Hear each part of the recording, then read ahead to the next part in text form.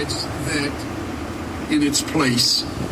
Whatever it is you've been gripping, clinging to, trying in every way to hold on to, let it go.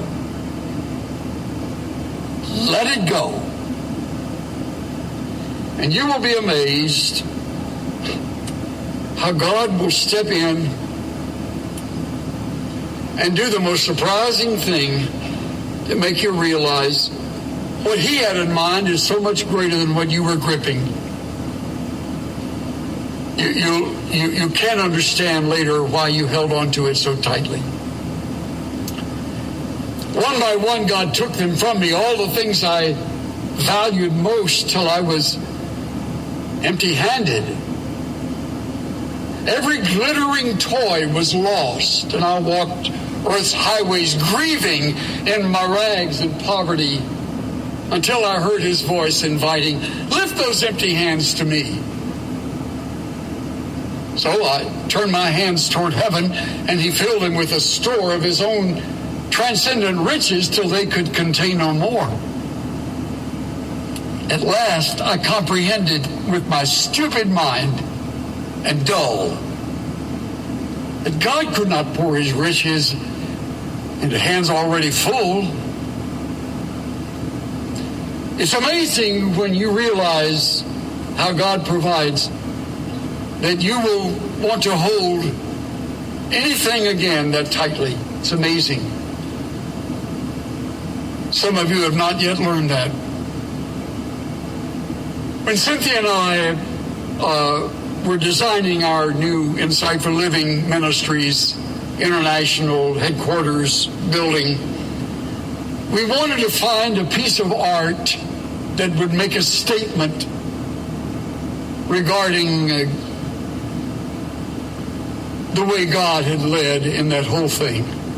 The story is just, without sounding self-serving, believe me, it is just phenomenal. Two undeserving people with no background in anything like that, knowing nothing of the world of media, thrust into it by God's direction, and here we were on our own, clinging to all kinds of things ourselves, thinking that is what we're meant for. This is security, or this is our reason for being. The Lord began to show us no. Anyway, we found this magnificent piece of sculpture by Robert Hogan. This magnificent piece is a portrayal of the story we've just been through. And it stands high on its own pedestal in the entrance of our building. And the wings of the angel of the Lord are spread like this. And his hand is reaching down to Abraham's hand. It's the moment of solution, the release, the turning point in the whole story. And you look at the base of the sculpture, and there is a small plaque that reads, "The Lord himself will provide." That's the story of our ministry. You get to this statue by walking along the Gallery of the Nations, some 200 cubicles that will someday hold artifacts from the 195 nations of the world, flags and books and various meaningful paraphernalia from these various nations as you walk along under the words of the Great Commission that have been etched in the oval section above you, and you get to the statue, and there you stand and you read. And if no one says anything to you, you get the message. This place exists because the Lord has provided. All glory to him for what he has done. I am convinced when Abraham left the scene and walked back with his boy to their home. That he kept loving Isaac as before,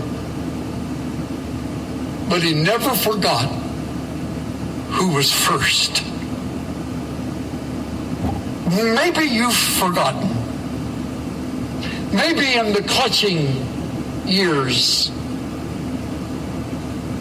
you didn't realize how tightly you were gripping what was in fact a part of the test that would later be brought before the Lord for you to release. Maybe someone you loved,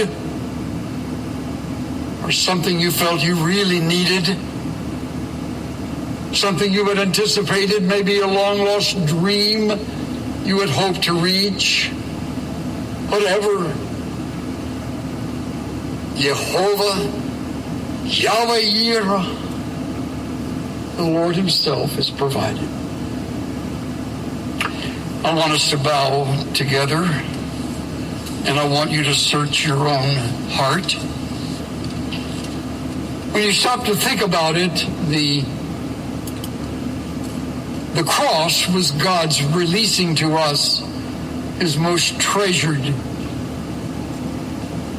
most valued presence in heaven, his very Son.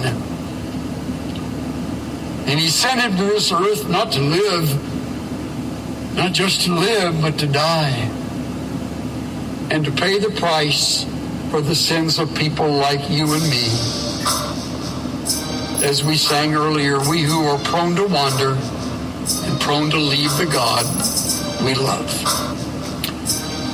I think the table of the Lord is given to us to bring us back to square one. Back to remember who he is, why he came, and what he means to us. May these elements you hold in your hand and then take in your mouth be tangible reminders that the Lord wants first place, and he won't stop till he gets it. And we are to hold him in that kind of fearful respect and give it to him. Release it. Thank you in advance, our Father, for the table that you've provided. Throughout our lives, we've come around this table, and today again,